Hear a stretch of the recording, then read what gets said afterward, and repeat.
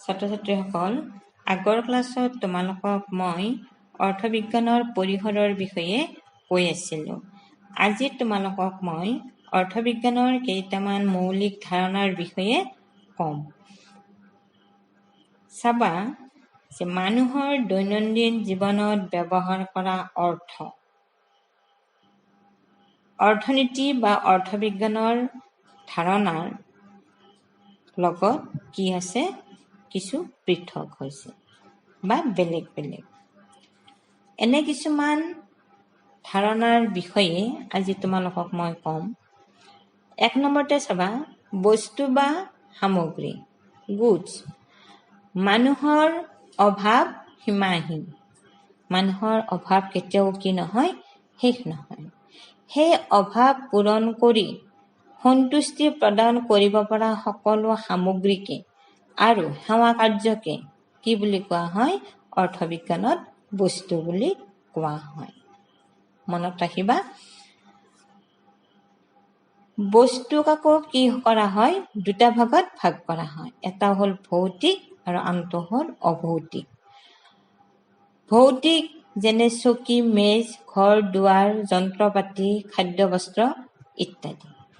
আৰু অভৌতিক হ'ল যেনে শিক্ষক, চিকিৎসক, ৰাজনীতিবিদ, আৰক্ষী, অধিবক্তা ইত্যাদি। আকৌ বস্তুক 2টা ভাগত ভাগ কৰিব পাৰি, মুক্ত বস্তু আৰু আৰ্থিক বস্তু। মুক্ত বস্তু কোনবিলাক? সূৰ্যৰ তাপ, বৰষুণৰ পানী, বতাহ ইত্যাদি। আৰ্থিক বস্তু কোনবিধ? আৰ্থিক বস্তু আমাৰ ধৰা ফল মূল যোনবিলাক, সেইবিলাক হৈছে আৰ্থিক বস্তু। তাৰপিছত মুক্ত বস্তুটো আৰু মানে প্ৰকৃতিৰ মুক্ত দান। তাৰপিছত চাবা, এই আৰ্থিক বস্তুবোৰৰ যোগান চাহিদাতকৈ সীমিত। আৰ্থিক বস্তুৰ যিবিলাক যোগান, যেনে ফল মূল আদি, এইবিলাক তাৰমানে কি, ইয়াৰ যোগানটো চাহিদাতকৈ কম, অৰ্থাৎ মানুহৰ যিমান ইচ্ছা যায় সিমানতকৈ কম। সেয়ে এনে বস্তুৰ দৰদাম থাকে। উদাহৰণস্বৰূপে বিজুলীৰ পোহৰ, খাদ্য, বস্ত্ৰ আদি হৈছে আৰ্থিক বস্তু। তাৰপিছত চাবা, বস্তুক আকৌ 2টা ভাগত ভাগ কৰা হৈছে। এটা হৈছে ভোগ্য বস্তু আৰু উৎপাদক বস্তু বা মূলধন জাতীয় বস্তু। ভোগ্য বস্তুবোৰে প্ৰত্যক্ষভাৱে আমাৰ অভাৱ পূৰণ কৰে, কিন্তু মূলধন জাতীয় বা উৎপাদক বস্তুবোৰক উৎপাদন কাৰ্যত ব্যৱহাৰ কৰা হয়। ভোগ্য বস্তু কি কৰা হয়? ভোগ্য বস্তুক প্ৰস্তুত সামগ্ৰী বুলি কোৱা হয়। ভোগ্য বস্তু যেনে প্ৰস্তুত সামগ্ৰী কি, যে আমাৰ চুৱেটাৰতে আমি কি কৰি লওঁ? প্ৰস্তুত কৰি লওঁ। মূলধন জাতীয় বস্তু যেনে ট্ৰেক্টৰ এখন হ'ল মূলধন। সেইখনৰ পৰা আমি কি কৰিব পাৰোঁ? উৎপাদন কৰি কিছু বস্তু সৃষ্টি কৰিব পাৰোঁ। এনে মূলধন জাতীয় বস্তুক অন্তৰ্বৰ্তী সামগ্ৰী বুলিও কোৱা হয়। ছাত্ৰ-ছাত্ৰীসকল বুজি পাইছেনে? এইবাৰ দ্বিতীয়টো চাবা, উপযোগিতা, ইউটিলিটি। উপযোগিতা কি? যে উপযোগিতা হৈছে কোনো বস্তুৰ বা সেৱাৰ মানুহৰ অভাৱ পূৰণ কৰিব পৰা ক্ষমতা, ইউটিলিটি। মনত ৰাখিবা যে মানুহৰ অভাৱ যেতিয়া পূৰণ কৰিব পাৰে, সেই পূৰণ কৰিব পৰা ক্ষমতাটোকে উপযোগিতা বুলি কোৱা হয়। উদাহৰণস্বৰূপে আমি ক'ব পাৰোঁ যে এজনৰ ভোক দূৰ কৰিবৰ কাৰণে তেওঁক যদি এসাঁজ ভাত বা কেইখনমান ৰুটি দিওঁ, তেতিয়াহ'লে তেওঁৰ কি হ'ব? ভোক দূৰ হ'ব। বা এজন চিকিৎসকৰ সেৱাৰ পৰা ৰোগীয়ে যদি আৰোগ্য লাভ কৰে, তেতিয়াহ'লে এইটো কি হ'ব? উপযোগিতা হ'ব। এই বস্তুৰ বা সেৱাৰ এনে অভাৱ দূৰ কৰিব পৰা ক্ষমতাই হৈছে উপযোগিতা। ইয়াতে যে এখন ৰুটি বা এসাঁজ ভাতে আৰু চিকিৎসকৰ সেৱা, এই কাৰ্যই কি কৰিব পাৰিছে, এটা ক্ষমতা আছে। কি ক্ষমতা? যে ক্ষুধাতুৰ লোকজনৰ ভোক দূৰ কৰিব পৰা ক্ষমতা আৰু এই ৰোগীজনৰ আৰোগ্য লাভ কৰাৰ যিটো ক্ষমতা, এই ক্ষমতা আছে কাৰণে ইয়াক কি বুলি কোৱা হৈছে, উপযোগিতা বুলি কোৱা হৈছে। তৃতীয়টো চোৱা, সম্পদ, ৱেল্থ। যে সকলো বস্তু সম্পদ নহয়, এইটো কথা মনত ৰাখিবা, সকলো বস্তু সম্পদ নহয়। তোমালোকে মনত ৰাখিবা যে সম্পদ হোৱাৰ কাৰণে বা সম্পদ হবৰ কাৰণে আমি কি কৰিব লাগে, বস্তুৰ আমি 4টা কথা মনত ৰাখিব লাগিব। সেই 4টা কি কি? যে সম্পদ হবৰ কাৰণে বস্তুৰ উপযোগিতা লাগিব, অপ্ৰচুৰতা বা দুৰ্লভতা লাগিব, তৃতীয়তে হস্তান্তৰযোগ্যতা থাকিব লাগিব, আৰু বাহ্যিকতা। এই 4টা গুণ বা বৈশিষ্ট্য থাকিব লাগিব। তেতিয়াহে আমি কি বুলি ক'ম, সম্পদ বুলি ক'ম। এতিয়া যদি আমি সূৰ্যৰ ৰশ্মিৰ কথা কওঁ, শচীন তেণ্ডুলকাৰৰ ক্ৰীড়াৰ প্ৰতিভাৰ কথা কওঁ, মহাত্মা গান্ধীৰ স্বদেশ প্ৰেমৰ কথা কওঁ, এইবিলাক সম্পদ হ'বনে?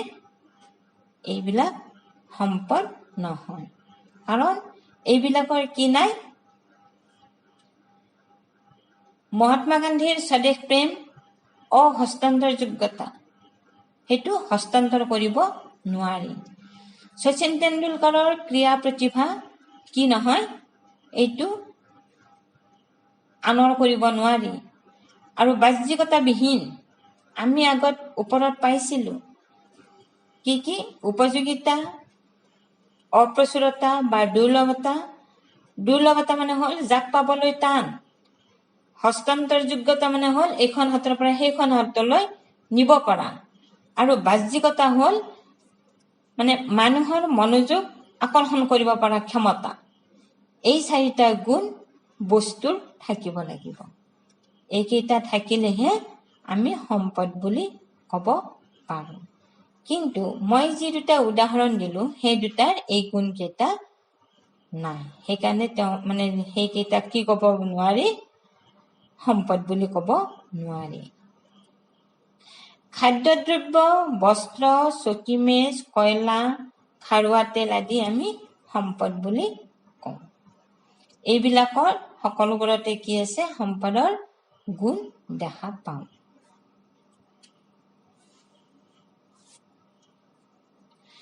তাৰপিছত চাবা, চতুৰ্থটো চাবা, অভাৱ, ৱান্টছ। কোনো বস্তুৰ পৰা উপযোগিতা লাভৰ আকাংক্ষা সৃষ্টি হোৱাকে কি বুলি কোৱা হয়, অভাৱ বুলি কোৱা হয়। ছাত্ৰ ছাত্ৰীসকল মনত ৰাখিবা যে কোনো বস্তুৰ পৰা উপযোগিতা লাভৰ আকাংক্ষা, মানুহৰ কি থাকে, আশা আকাংক্ষা থাকে। এই আশা আকাংক্ষাৰ সৃষ্টি হোৱাকে, যেতিয়া তেওঁলোকে লাভৰ আশা আকাংক্ষাৰ সৃষ্টি কৰে বা সৃষ্টি হয়, তেতিয়াই কি হয়, সেইটোকে কি বুলি কোৱা হয়, অভাৱ বুলি কোৱা হয়। উদাহৰণস্বৰূপে চোৱাচোন, যে দৈনন্দিন ব্যস্ততাৰ মাজত অৱসাদ দূৰ কৰাৰ বাবে, অৱসাদ মানে তেওঁ ব্যস্ততাত থকাৰ পিছত তেওঁৰ মানুহজনৰ কি হ'ব, অট'মেটিকেলি ভাগৰ ভাগৰ লাগিব। সেই অৱসাদটো দূৰ কৰাৰ বাবে যদি গান শুনাৰ আকাংক্ষা সৃষ্টি হয়, তাকে কি বুলি কোৱা হয়, অভাৱ বুলি কোৱা হয়। জীয়াই থাকিবলৈ আমাক কি লাগে? ভাত, কাপোৰ, ঘৰ, এইবিলাক লাগে। এইবোৰ নথকালৈকে আমাৰ কি হ'ব, অভাৱ হৈ থাকিব। এতিয়া বুজি পালানে অভাৱ মানে কি? তাৰ পিছৰটো চাবা, কল্যাণ, ৱেলফেয়াৰ। কল্যাণ কেই প্ৰকাৰৰ? কল্যাণ মানে হ'ল ভাল। যে কল্যাণ কেই প্ৰকাৰৰ? কল্যাণ 2 প্ৰকাৰৰ। অৰ্থনৈতিক কল্যাণ আৰু অনাঅৰ্থনৈতিক কল্যাণ। অৰ্থনৈতিক কল্যাণ মুদ্ৰাৰ মাধ্যমত সাধন কৰিব পাৰি। অৰ্থনৈতিক কল্যাণ মুদ্ৰাৰ মাধ্যমত সাধন কৰিব পাৰি, অৰ্থাৎ অৰ্থনৈতিক কল্যাণটো টকাৰ মাধ্যমত তাক সমাপ্ত কৰিব পাৰি। আৰু অনাঅৰ্থনৈতিক কল্যাণ হৈছে সেইটো সামাজিক কল্যাণ আৰু নৈতিক। চাবা, যিবোৰ মুদ্ৰাৰে জুখিব নোৱাৰে, যেনে পিতৃ মাতৃয়ে সন্তানৰ বাবে কৰা কল্যাণ এক অনাঅৰ্থনৈতিক কল্যাণ। ছাত্ৰ ছাত্ৰীসকল মনত ৰাখিবা, অৰ্থনীতিত কেৱল অৰ্থনৈতিক কল্যাণৰ বিষয়ে আলোচনা কৰা হয়। তাৰ পিছতো চাবা, অৰ্থাৎ 6 নম্বৰ দৰ, প্ৰাইচ, যে কোনো বস্তুৰ মুদ্ৰাৰ মূল্যই হৈছে বস্তুটোৰ দৰ বা দাম। যিকোনো এটা বস্তুৰ মুদ্ৰা মূল্যই হৈছে বস্তুটোৰ দাম। অৰ্থাৎ বস্তুৰ বিনিময় মূল্যই হৈছে দাম। সেই বস্তুটোৰ বিনিময়ত আমি যেতিয়া কিনিম, বস্তুটোৰ বিনিময়ত আমি কি দিম? মুদ্ৰা দিম বা দাম দিম। যেনে এখন কিতাপৰ মূল্য কিমান টকা? ৭৫ টকা। বা এটা লেপটপ কম্পিউটাৰৰ কিমান দাম? ৩২,৭৫০ টকা ইত্যাদি।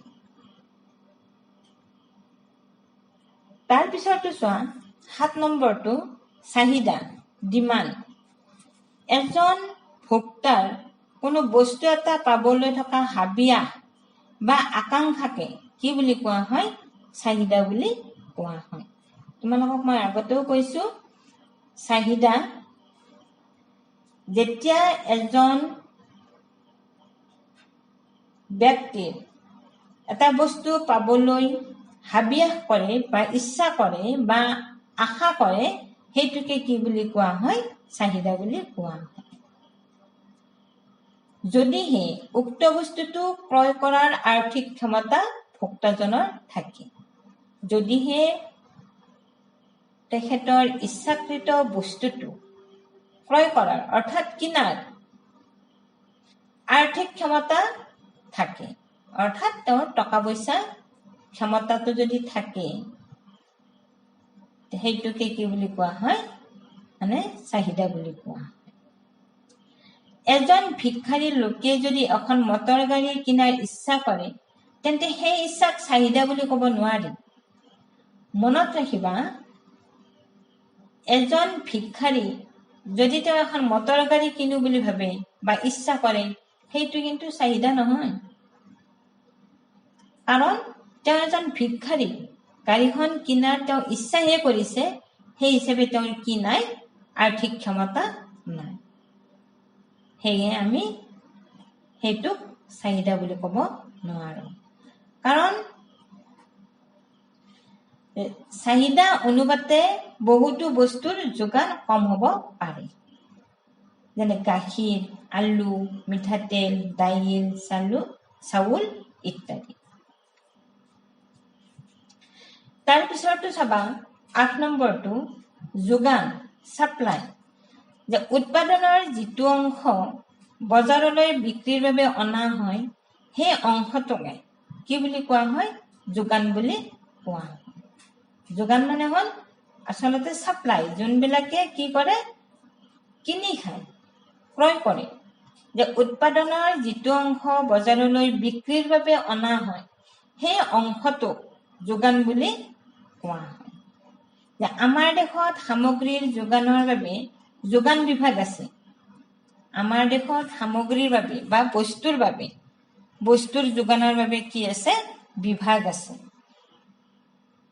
ইয়াৰ আকৌ কি আছে? বিভাগীয় আমাৰ মন্ত্ৰীও আছে।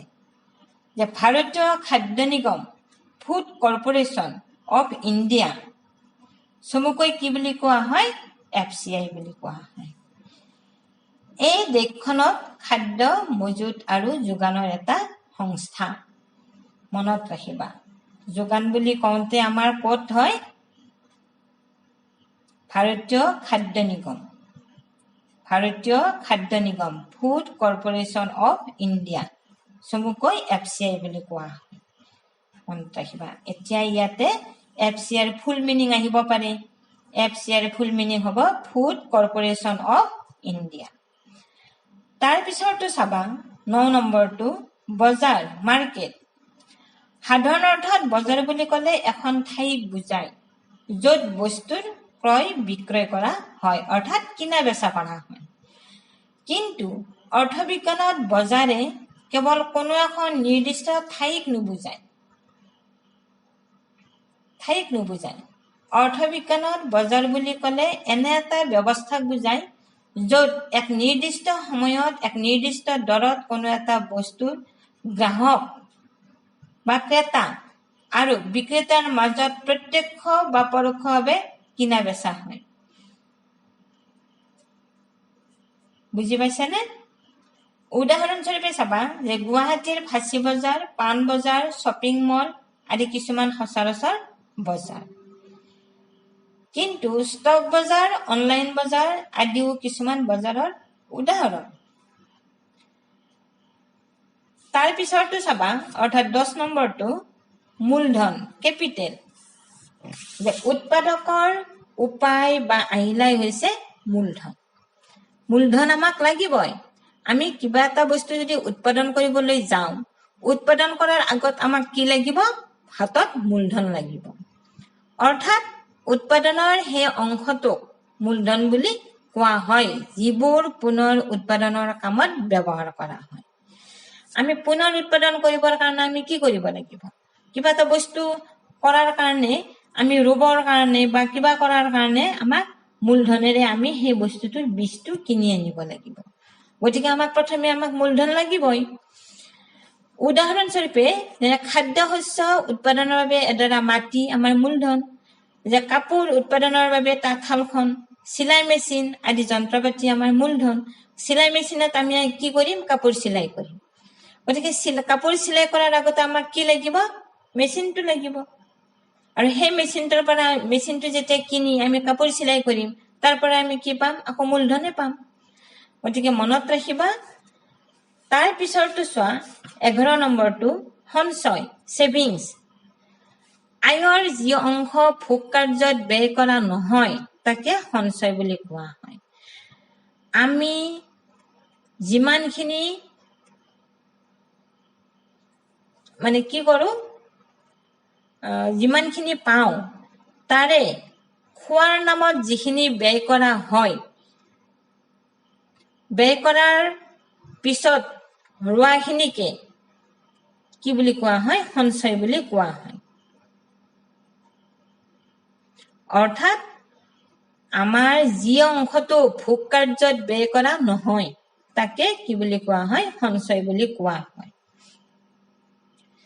সেয়েহে আয় ইজ ইকুৱেল টু ভোগ ব্যয় প্লাছ সঞ্চয় আমাৰ আয়টো কিমান আমি ভোগ কাৰ্যত যিখিনি ব্যয় কৰোঁ প্লাছ যিখিনি সঞ্চয় কৰোঁ সেই দুখিনি বস্তু লগ হৈ আমাৰ কি হ'ব আয় হ'ব অৰ্থাৎ আমি উপাৰ্জন আমি কিমান কৰোঁ আমি মাহেকত উপাৰ্জন যিমান কৰোঁ সেই উপাৰ্জনৰ পইচা আমি কিহত খৰচ কৰোঁ খোৱা কাৰ্যত আমি খৰচ কৰোঁ খোৱা কাৰ্যত খৰচ কৰি যিখিনি ৰয় সেইখিনি হ'ল আমাৰ কি সঞ্চয় হৈছে কি মূলধন সৃষ্টিৰ এটা ভাল উপায় সঞ্চয়টো মূলধন আমি কি কৰিব পাৰোঁ বেছি কৰিব পাৰোঁ তাৰ পিছৰটো চাবা 12 নম্বৰটো বিনিয়োগ ইনভেষ্টমেণ্ট যে মূলধন যেতিয়া উৎপাদন কাৰ্যত ব্যৱহাৰ কৰা হয় তাকে বিনিয়োগ বুলি কোৱা হয় মূলধনটো যেতিয়া আমি উৎপাদন কাৰ্যত ব্যৱহাৰ কৰিম তাক বিনিয়োগ বুলি কোৱা হয় মূলধন হৈছে এক মজুত ধাৰণা আৰু বিনিয়োগ হ'ল এক প্ৰবাহ ধাৰণা বেংকত 1 লাখ টকা মজুত থাকিলে সি মূলধন হ'ব যেতিয়া এই টকাৰে যন্ত্ৰপাতি কিনি বস্তু উৎপাদনৰ এটা কাৰখানা প্ৰতিষ্ঠা কৰা হ'ব তেতিয়া ই বিনিয়োগ কৰা হ'ব এই বিনিয়োগৰ যোগেদি বা বিনিয়োগৰ পৰা কি হয় নিয়মিত উৎপাদন আৰু উপাৰ্জন হয় সেয়ে ইয়াক প্ৰবাহ বুলি কোৱা হয় প্ৰবাহ বৈ থকা প্ৰবাহ মানে হ'ল বৈ থকা আমি যেতিয়া সেই 1 লাখ টকাৰে কিবা এটা মেচিনাৰী বস্তু কিনি আৰু সেইটোৰ দ্বাৰা আমি যদি বস্তু উৎপাদন কৰিয়ে থাকো তেতিয়াহ'লে সেইটো কি হ'ব প্ৰবাহমান হ'ব ছাত্ৰ ছাত্ৰীসকল বুজি পাইছা নহয় এতিয়া 13 নম্বৰটো চাবা ৰাষ্ট্ৰীয় আয় যে এখন দেশৰ এটা নিৰ্দিষ্ট বিত্তীয় বৰ্ষত যি প্ৰস্তুত দ্ৰব্য বা সেৱা সামগ্ৰী উৎপাদন কৰা হয় তাৰ মুদ্ৰা মূল্য হৈছে কি ৰাষ্ট্ৰীয় আয় তাৰ পিছৰটো চাবা 14 নম্বৰটো জনমূৰি আয় পাৰ কেপিটেল ইনকাম এখন দেশৰ মুঠ ৰাষ্ট্ৰীয় আয়ক দেশখনৰ জনসংখ্যাৰে যদি ভাগ কৰো বা ভাগ কৰিলে যিমান পোৱা যায় তাকে দেশখনৰ জনমূৰি আয় বুলি কোৱা হয় অৰ্থাৎ জনমূৰি আয় ইজ ইকুৱেল টু ৰাষ্ট্ৰীয় আয় ডিভাইডেড বাই দেশৰ মুঠ জনসংখ্যা এইটোৱে হ'ল আমাৰ সূত্ৰ আকাৰে মনত ৰাখিবা তোমালোকৰ মনত থাকিব যে জনমূৰি আয় ইজ ইকুৱেল টু ৰাষ্ট্ৰীয় আয় ডিভাইডেড বাই দেশৰ মুঠ জনসংখ্যা ছাত্ৰ ছাত্ৰীসকল এইকেইটা আছিলে কি মৌলিক ধাৰণা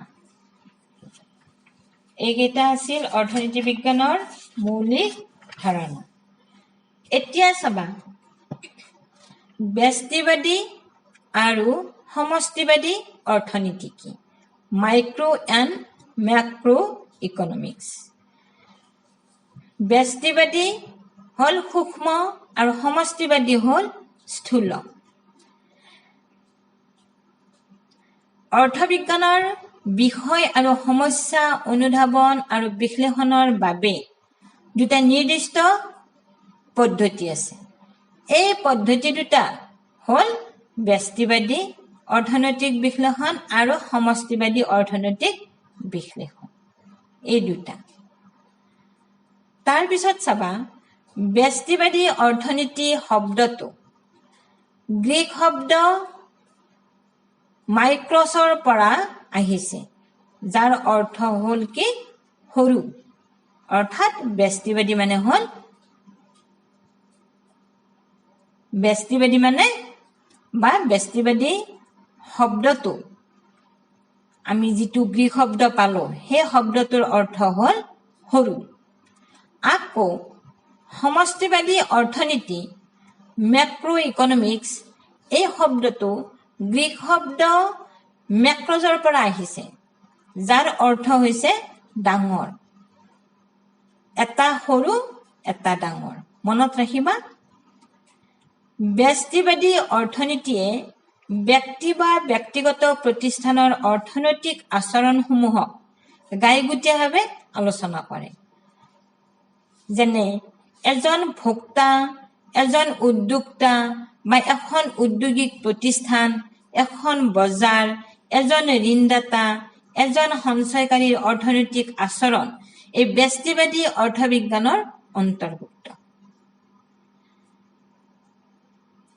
আনহাতে যে এখন দেশৰ অৰ্থনীতিৰ সামগ্ৰিক আচৰণ অৰ্থাৎ সকলোবোৰ ভোক্তা উপভোক্তা আদিৰ আচৰণ সমষ্টিবাদী অৰ্থনীতিৰ অন্তৰ্ভুক্ত এই দেশ এখনৰ জনসংখ্যা নিয়োগ উদ্যোগীকৰণ কৃষি ইত্যাদিৰ অধ্যয়ন সমষ্টিবাদী অৰ্থনীতিৰ অন্তৰ্গত যে সূক্ষ্ম ব্যষ্টিবাদী অৰ্থনীতিৰ অধ্যয়ন হৈছে ব্যক্তিগত আৰু স্থূল বা সমষ্টিবাদী অৰ্থনীতিৰ অধ্যয়ন হৈছে সামূহিক ছাত্ৰ ছাত্ৰীসকল এই অধ্যায়টো তোমালোকৰ শেষ হ'ল ইয়াত কেইটামান মূল কথা দিয়াই আছে চাবাচোন মই কৈ দিছো যে অৰ্থবিজ্ঞান সমাজ বিজ্ঞানৰ এটা গুৰুত্বপূৰ্ণ অংগ অৰ্থবিজ্ঞানে এজন ব্যক্তি আৰু এখন সমাজক সীমিত সম্পদৰ কিদৰে যথোচিত ব্যৱহাৰ কৰিব পাৰি সেই সম্পৰ্কে জ্ঞান প্ৰদান কৰে। দ্বিতীয়তে Adam Smith, marshal, Robins, Samuelson আৰু নৰ্ডহাছৰ আদি বিভিন্নজন অৰ্থনীতিবিদে অৰ্থবিজ্ঞানৰ সংজ্ঞা বা সূত্ৰ আগবঢ়াইছে। এই সকলোবোৰৰ ভিতৰত ৰবিন্সৰ সংজ্ঞা সৰ্বাধিক গ্ৰহণযোগ্য। তৃতীয়তে ৰবিন্সৰ সংজ্ঞাত তিনিটা মৌলিক ধাৰণাই গুৰুত্ব লাভ কৰিছে। মানুহৰ অভাৱ অপৰিসীম, অভাৱ পূৰণৰ উপায়সমূহ সীমিত, এই সীমিত উপায়সমূহৰ বিকল্প ব্যৱহাৰ আছে, সেয়েহে সকলো মানুহ উপযুক্ত বিকল্প ব্যৱহাৰৰ ক্ষেত্ৰত সাৱধান হ'বলগীয়া হয়। চতুৰ্থতে ভোগ কাৰ্য, উৎপাদন, বিতৰণ, বিনিময়, মুদ্ৰা, আয়, ৰাজস্ব বিজ্ঞান, কল্যাণ, পৰিৱেশীয় অৰ্থনীতি আদি অৰ্থনীতিৰ পৰিসৰৰ অন্তৰ্গত। কিন্তু অৰ্থনীতিৰ পৰিসৰ সমাজৰ পৰিৱৰ্তনৰ লগে লগে বৃদ্ধি পাই আহিছে। পঞ্চমতে চাবা, অৰ্থবিজ্ঞানত বহুতো মৌলিক ধাৰণা আছে। সেই মৌলিক ধাৰণাবিলাক হৈছে বস্তু, উপযোগিতা, সম্পদ, অভাৱ, কল্যাণ, দৰ, চাহিদা, যোগান, বজাৰ, মূলধন, সঞ্চয়, বিনিয়োগ, ৰাষ্ট্ৰীয় আয়, জনমূৰি আয় ইত্যাদি। অৰ্থনীতিত এই ধাৰণাবোৰৰ অৰ্থ দৈনন্দিন জীৱনত সচৰাচৰ ব্যৱহাৰ কৰা অৰ্থতকৈ অলপ বেলেগ বা পৃথক। ষষ্ঠতে চাবা যে অৰ্থবিজ্ঞানৰ পদ্ধতি হৈছে দুটা। এটা হ'ল সূক্ষ্ম বা ব্যষ্টিবাদী মাইক্ৰ' আৰু স্থূল বা সমষ্টিবাদী মেক্ৰ'। এই সূক্ষ্ম অৰ্থনীতিৰ অধ্যয়ন ব্যক্তিবিশেষ আৰু স্থূল অৰ্থনীতিৰ অধ্যয়ন হৈছে সামগ্ৰিক। ছাত্ৰ ছাত্ৰীসকল, এই অধ্যায়টো মোৰ শেষ হ'ল। তোমালোকে এইখিনি কথা ভালকৈ মনত ৰাখিবা, ভালকৈ পঢ়িবা। ইয়াৰ এই সংজ্ঞাবিলাকৰ বা ধাৰণাবিলাকৰ বিষয়ে পৰীক্ষাত আহে। আজিলৈ ইমানতে সামৰণি মাৰিলোঁ।